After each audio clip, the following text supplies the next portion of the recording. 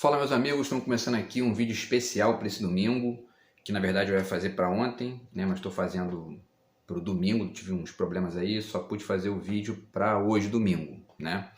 E nós vamos falar sobre essa questão do Carlos Alberto da Nóbrega, né, que é o apresentador da Praça é Nossa, que levantou uma polêmica aí essa semana falando sobre a questão do diploma, né, ou da ausência de diploma do Lula, e isso gerou uma série de discussões, né, e a gente vai falar um pouquinho sobre isso no vídeo de hoje, tá?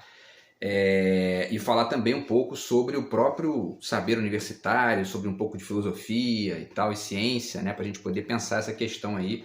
E a pergunta é essa, né, que eu deixo aí no título, né? Diploma é sinônimo de conhecimento? Né? Vamos tentar responder essa questão e, ao mesmo tempo, tentar também falar sobre uma certa perspectiva oposta, que pega essa fala do Carlos Alberto da Nóbrega para poder bater no diploma de maneira indireta. Tá? Então, vamos começar aqui, vamos começar pela fala dele, certo? E só um parêntese, ele já se desculpou, né? Ele já veio a público falar que a frase foi, né, foi infeliz e tal. Então eu também vou dizer isso aqui para vocês, vou narrar o que ele disse, tá? Então a fala dele foi a seguinte: ele estava sendo entrevistado no Roda Viva, né? E aí ele disse o seguinte para o entrevistador, falou: ó, eu tenho uma pergunta, que no caso a questão ali é se ele entrevistasse o Lula, né, se ele teria alguma pergunta para fazer para o Lula e tal. Aí ele falou: eu tenho uma pergunta para o Lula. O que o senhor me explica de um presidente da República, no dia em que recebe o diploma de presidente, chora e diz que é o primeiro diploma que ele recebeu na vida? O homem que não tem o curso ginasial, universitário, contábil, qualquer coisa, ser presidente da República? Por isso que o país está desse jeito, né? E aí ele, acho que foi na sexta-feira, ele se desculpou e disse o seguinte, né? Publicou o seguinte, né? Na hora eu percebi que tinha pisado na bola, tentei mudar de assunto. Lula não teve diploma, mas teve a vivência. Ele é um homem que viveu, que veio do zero, né? Então, enfim, ele já, né, consertou ali o que ele falou. Agora, essa questão que ele colocou não é uma questão exatamente nova e também não é tão incomum assim. Muita gente pensa isso, né? Como é que pode? Eu escutei isso várias vezes na minha vida aí, né? Porque o Lula, enfim, né, já está na vida pública há muito tempo e volta e meia tem gente para dizer isso. Pô, um absurdo, o cara não tem diploma e vira presidente. Então é interessante a gente pensar nessa questão do que é o conhecimento, do que é, enfim, essa questão até da vivência que ele está falando, porque essa ideia de vivência também está conectada com uma certa relação de conhecimento com as coisas, né? E que não é restrita à universidade, né? De fato. Por outro lado, vem uma galera, geralmente de esquerda, para aproveitar isso, né? essa deixa, para dizer, ó, não, ó, né, viajou e é o seguinte, ó, saber universitário, isso não garante nada, mas num certo tom que é muito mais um tom que parece ser de ressentimento do que propriamente de crítica, né? E isso a gente também tem que ponderar. Por quê? Porque a universidade é um espaço importantíssimo da sociedade, da vida ocidental, né? E o Brasil, inclusive, né, entrou nesse jogo bem atrasado, né? Mas o fato é que a gente tem essa obrigação de defender a universidade, que é enfim, é um lugar de produção de conhecimento e um lugar que contribui para o país crescer em todos os níveis, né? Não só no sentido interno, mas também nas conexões com, enfim, com o debate filosófico, científico e, né, das ciências humanas, das ciências exatas no mundo inteiro, né?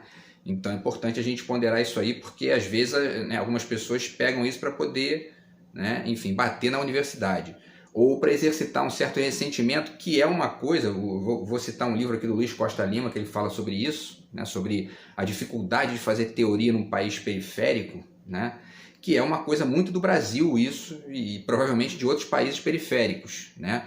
Talvez o Mia Couto sinta isso em Moçambique também, que é um país que está, né, começando a sair ali de um período de democracia embrionária e de consequente desenvolvimento científico, tecnológico, enfim, né?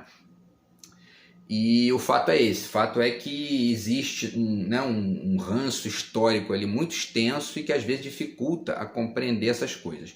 Por outro lado, 2, a missão, né? Existem também os eruditos de gaveta, né? Os famosos eruditos de gaveta.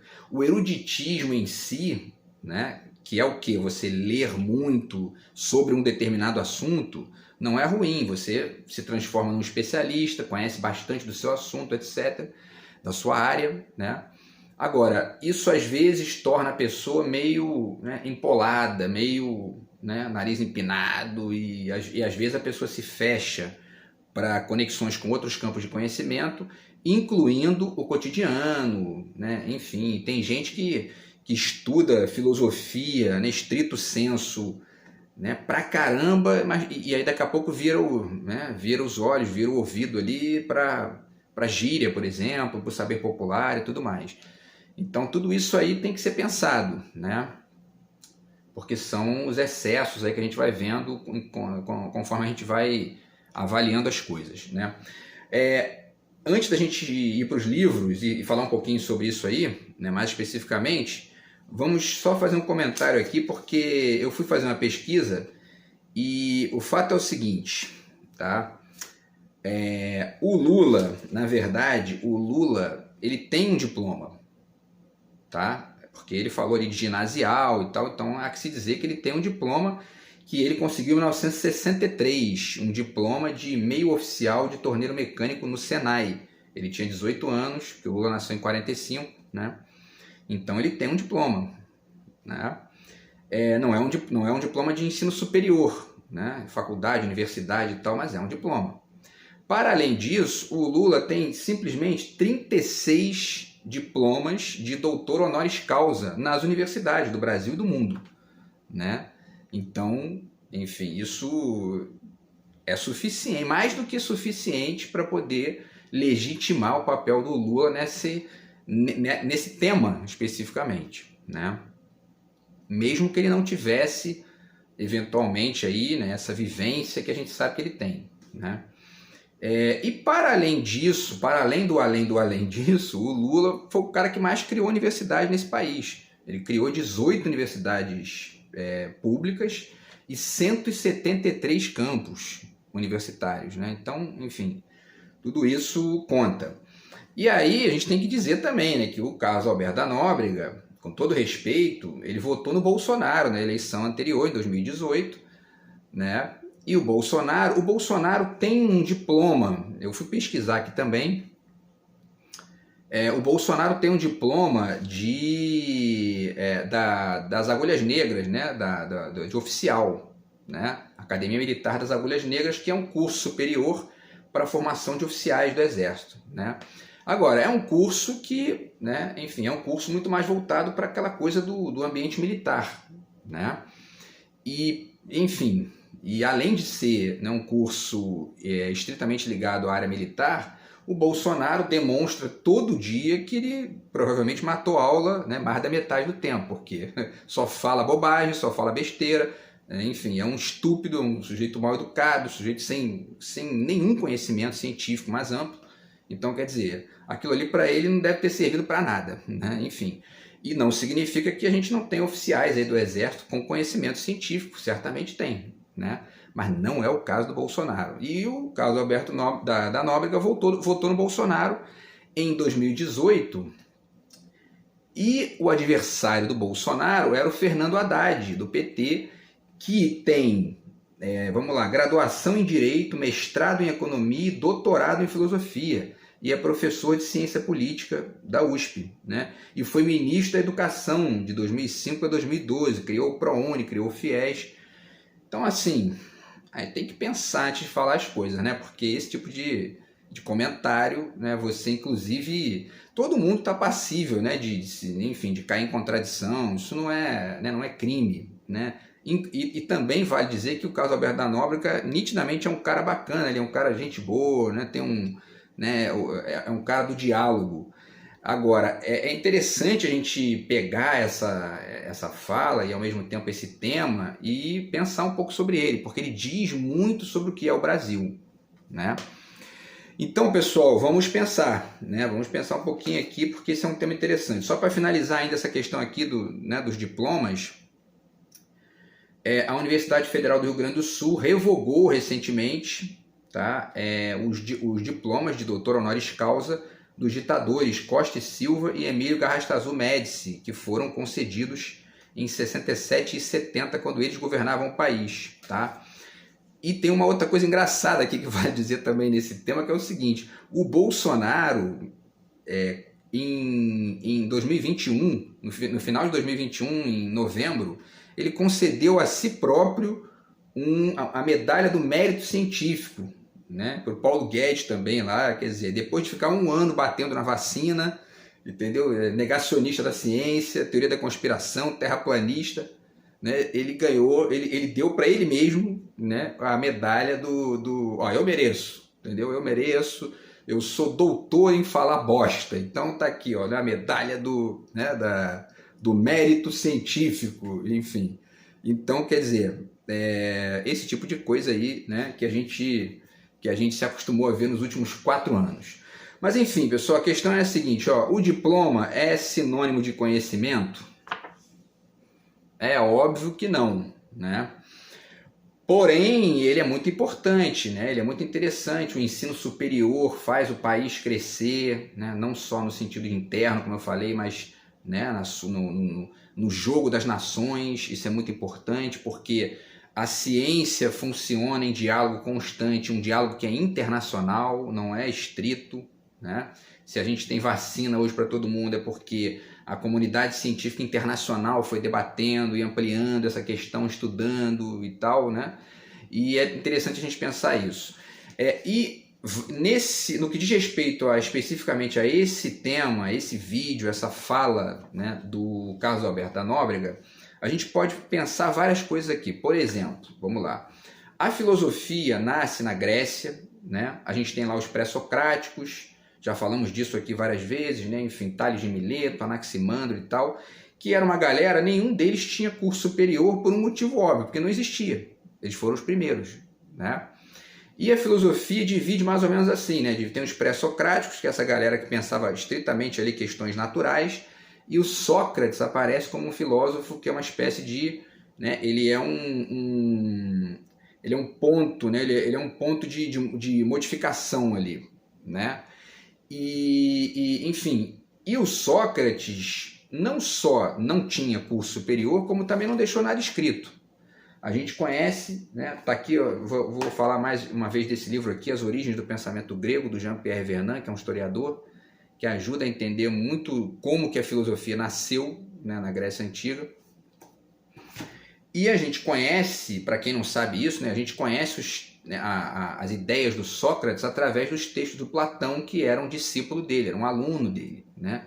Então tá aqui, por exemplo, né, esse livro aqui, que é o Ion, né, e o Hípias Menor, que são 2 diálogos do Platão, um sobre a inspiração poética e um sobre a mentira. Eu, na verdade, só li o primeiro, né? Então, sobre a inspiração poética. Mas o fato é que nos 2, o Sócrates aparece como personagem, né? Então, a gente conhece as ideias do Sócrates através dos textos do Platão. E o Sócrates era esse cara que, enfim, andava pelas ruas de Atenas, né, praticando filosofia no cotidiano, né, sem ter conhecimento universitário, sem ter saber superior, nem nada, né? O Platão vai fundar uma academia, né, a primeira grande escola de filosofia, e vai ter um aluno muito famoso também, que é o Aristóteles, que também vai fundar lá o seu liceu e vai fazer também escola nesse sentido. Mas o Sócrates mesmo, né, o fundador aí da coisa, ele não tinha curso superior, não tinha nem escola, não tinha nem estudo, não tinha, né, nem deixou nada escrito, né? Isso significa também, isso permite que se enxergue o fato de que o saber filosófico também não está estrito ao texto escrito, né? Para rimar aqui, né? Enfim, você pode fazer filosofia num diálogo, e quase todo mundo faz isso, né? A filosofia não é um negócio que só quem tem diploma, né, é filósofo. Isso não existe, né? Agora, existem pessoas que vivem disso, né? Vivem do estudo, da pesquisa, né, e da produção ali filosófica, científica, né? Enfim, ciências humanas. Vou dar alguns exemplos rápidos aqui. No Brasil, o Roberto da Mata, né? Tá aqui. E aí, vale só um parêntese aqui, né? Muita gente considera o Roberto da Mata sociólogo, né? E outros aqui antropólogo, historiador, mas o fato é que todas essas pessoas, em maior ou menor medida, fazem filosofia também, né? Então, tá aqui, né, esse livro do Roberto da Mata. Ele é um pensador brasileiro, um filósofo brasileiro. O Gessé Souza também está aqui, A Elite do Atraso, também é um filósofo brasileiro, pensador brasileiro. Todo mundo devia ler. E aí vou falar de dois estrangeiros, né, da atualidade, tá? O Byung-Chul Han, falei dele, fiz 3 vídeos aqui sobre ele, né? Tá publicando várias coisas legais aí também. E o Agamben, tem esse livro aqui dele, o Instâncias, né, que fala sobre a questão do fantasma na literatura, enfim, na linguagem. Então o Agamben também é um filósofo daqueles que vive disso, né? E existem outros no Brasil também, o José Miguel Wisnik, está aqui, esse livro que eu já falei dele, né, Veneno Remédio. E agora eu estou trazendo esse livro aqui do Wisnik para mostrar o seguinte, que a filosofia ela está em tudo, ela está em todos, né? Inclusive no futebol. Né? Tem muita gente que vira para mim e fala: o futebol, isso é bobagem, não se discute futebol, futebol é o ópio do povo, só serve para manter as massas ocupadas enquanto tal. Eu digo, sempre que me dizem isso, eu digo o seguinte: leia o livro do Wisnik que você vai mudar de ideia na hora. Porque ele mostra para a gente aqui uma quantidade gigantesca de perspectivas filosóficas, artísticas, enfim, dentro do futebol, né?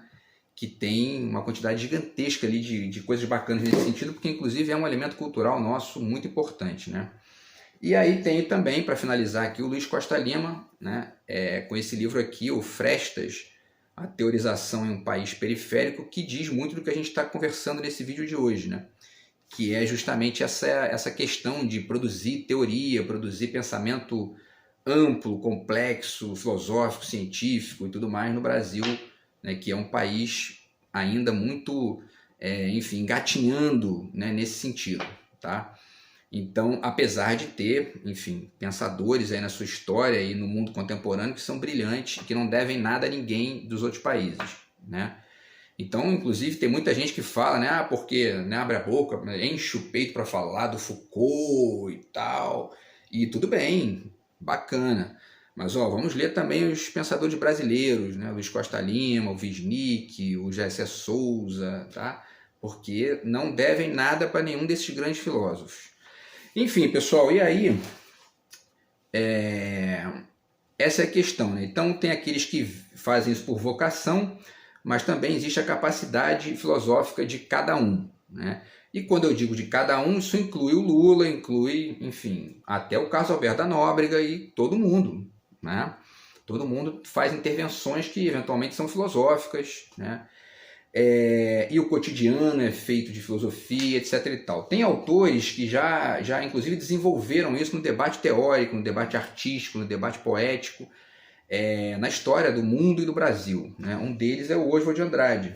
Está aqui de novo os manifestos do Oswald, né? No Manifesto da Antropofagia, no Manifesto da Poesia para o Brasil, o Oswald ataca essa linguagem erudita, né, de gaveta, esse bacharelismo, né, que é essa defesa do diploma como a única coisa que presta, né, e ficar citando livros sem refletir, sem conectar com o mundo, né, aquela coisa muito fechada, hermética e sem muita validade. Então, quer dizer, isso significa e deve mostrar para as pessoas, inclusive para essas que criticam a universidade, que a universidade já sacou a importância do saber cotidiano, do saber popular, do saber, enfim, né, das multidões e tal, há muito tempo. Isso não é novidade, o Oswald escreveu há 100 anos atrás, né? Então, quer dizer, isso deve ensinar as pessoas que a universidade não é um lugar apenas dessa gente empolada que fica, né, enfim, ali, né, fechadinha, de gravatinha, entendeu? E data vênia. Não é, tem gente pensando, gente sujando a mão com a lama da rua para poder entender o cheiro ruim da pobreza, dos problemas. enfim, e tudo isso é filosofia também, né? E isso gera muitas vezes até mesmo artigos e livros científicos e filosóficos né, e tudo mais geniais, né? Isso aí a gente vê isso o tempo todo. Enfim, voltando aqui à questão do Lula, né? Então existem vários exemplos de atitudes filosóficas na política, por exemplo, né? O Brizola, uma vez perguntaram para ele sobre a questão da propriedade privada ligada ao comunismo, ele virou e disse, eu gosto tanto, nós, né, da esquerda, do PDT, gostamos tanto da propriedade privada que a gente quer que todo mundo tenha. Quando o Brizola está fazendo isso, ele está fazendo exatamente a mesma coisa que o Samuel Beckett sugere aqui numa das frases mais brilhantes desse livro aqui, que são os últimos textos dele, né? E está aqui na página 37, uma frase que eu acho genial, eu cito isso toda hora. Ele diz, né? O que finalmente significa isso que à primeira vista parecia claro, né? Genial, porque ele está dizendo isso, né? Eu já fiz vídeo sobre essa frase aqui. O que finalmente significa isso que à primeira vista parecia claro? O que parecia claro à primeira vista, e que o Brizola, na verdade, desloca, né, para uma significação mais ampla, é a ideia de que a propriedade privada na esquerda tem que ser do Estado e não pode ser de ninguém, né? O Brizola dá uma brasileirada nisso, desloca filosoficamente a coisa e diz, a gente gosta tanto que a gente quer que todo mundo tenha, não é só 10%, entendeu? E no fundo ele está ali até fazendo um diálogo com o texto do Marx, porque o Marx também diz algo que né, ainda que o Marx tenha um outro encaminhamento lá, mas é parecido com isso. Outra fala interessante nesse sentido, do Ciro Gomes, uma vez, quando o cara lá de um banco perguntou para ele sobre a questão de ser um agregador. Esse vídeo está no YouTube também, para quem quiser ver aí. É bom, porque o meu candidato a presidente tem que ser um agregador. Aí o Ciro vira para ele e fala, conhece um cara aí chamado Romero Jucá?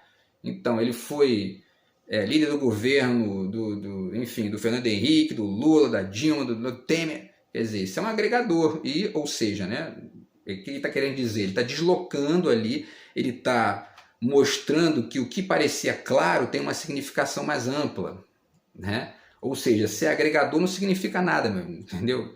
Você pode agregar as pessoas para ficar todo mundo parado, e aí, né? Entendeu? Mais um ato filosófico que está dentro da política ali, né? E, finalmente, essa agora do Lula, né, que associou essa generalização da política com o surgimento da titica do Bolsonaro, né?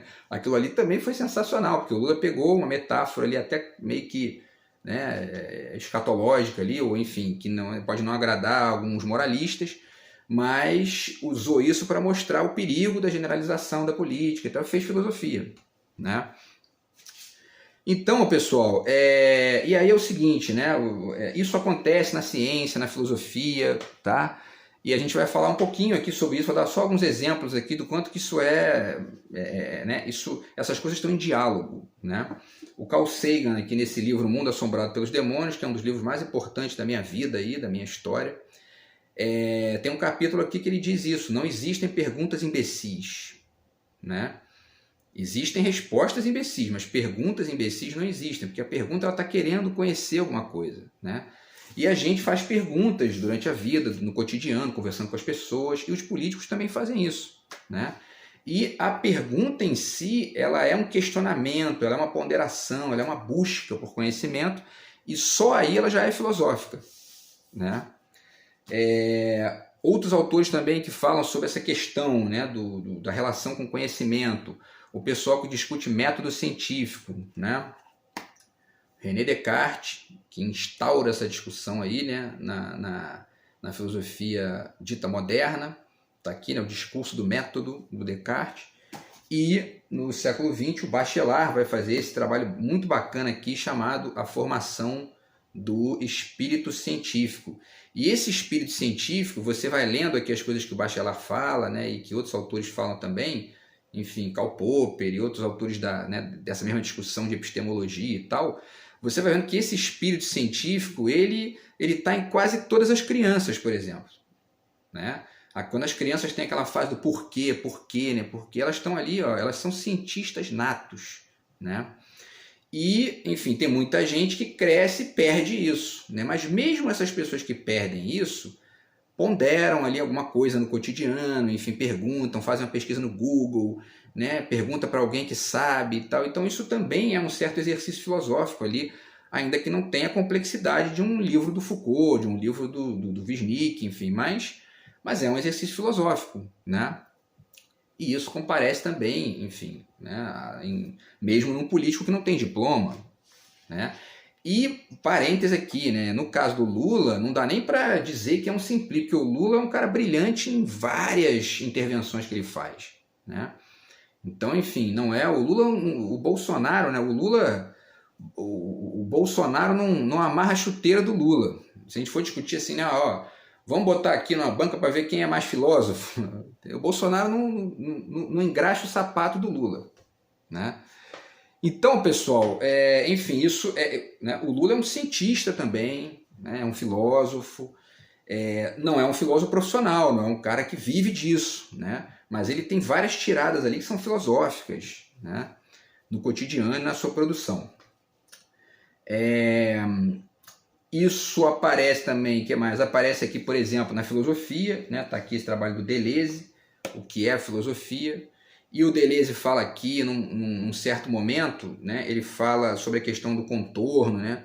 O conceito na página 42, o conceito é o contorno, a configuração, a constelação de um acontecimento por vir, né? Agora, ele diz uma frase na página 53 que vai além disso, né? Ele diz, ó, é uma frase que eu também acho genial, já falei dela também em outros vídeos: pensar é sempre seguir a linha de fuga do voo da bruxa. Pensar é sempre seguir a linha de fuga do voo da bruxa. E quem segue a linha de fuga do voo da bruxa já não está no contorno, já está no processo de movimentação daquilo que já está definido, né? É esse exercício de fazer aquilo que o Beckett fala lá e que o Ciro fez na fala dele, que o Lula fez na fala dele, que o Brizola fez na fala dele, né? Os três, nesse momento que eu citei aqui, estavam seguindo a linha de fuga do voo da bruxa. Estavam fazendo filosofia, né? E por isso que eu acho, inclusive, para finalizar aqui a reflexão do nosso vídeo de hoje, que a ideia que se tem do que é teoria, por exemplo, é muito ingênua às vezes, né? Porque tem gente que acha que teoria é o oposto de prática, e não é. Não é. A teoria, é aquela ideia, a palavra teoria, ela nasceu, né, de uma palavra que significa contemplação. Tem até aquela estátua do pensador, né, e tal. E as pessoas têm essa ideia de que o teórico é o cara que fica parado olhando para as coisas, né? Não, quando você está nesse processo aí, nessa dialética do debate, você também está teorizando, né? Você, inclusive, está fazendo o que a Paulo Loixarac chama aqui nesse romance brilhante, as teorias selvagens. Está fazendo teoria selvagem, né?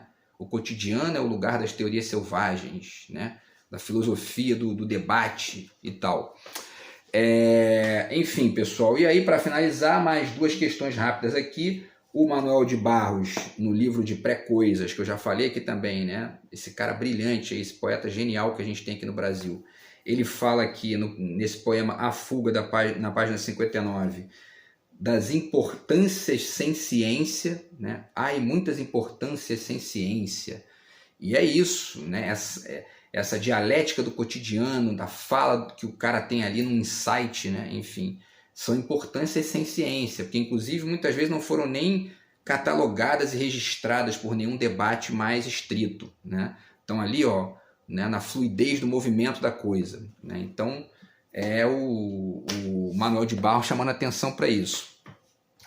E a última referência que a gente faz é esse trabalho aqui do Jacques Derrida. Não vai dar tempo de falar muito dele, A Universidade Sem Condição, mas o fato é que a reflexão que o Derrida faz aqui é basicamente essa, né? Quer dizer, a universidade, ela não está conectada com uma ideia de um saber estrito, fechado, né? Ela é ou tem que ser, né, sem condição, sem nenhum tipo de parâmetro, né, que ela tem que estar o tempo todo no jogo, no debate, enfim, na movimentação, e isso inclui o cotidiano, inclui também a política, né? Então, quer dizer, o saber universitário, ele não está só dentro da universidade, ele também está aí, né, com as pessoas, né? Porque inclusive nós somos, nós somos filhos das revoluções científicas e filosóficas do Ocidente. Então tudo isso está um pouco aqui na gente também. Beleza, pessoal? Então, enfim, é isso. Tá? O tema do vídeo foi esse, né, de hoje. Diploma é sinônimo de conhecimento? Não, mas é um lugar de produção de conhecimento, a universidade, que deve ser valorizado, sem dúvida nenhuma. Beleza, pessoal? Então é isso. A gente volta aí no próximo vídeo do canal. Tamo junto. Fui.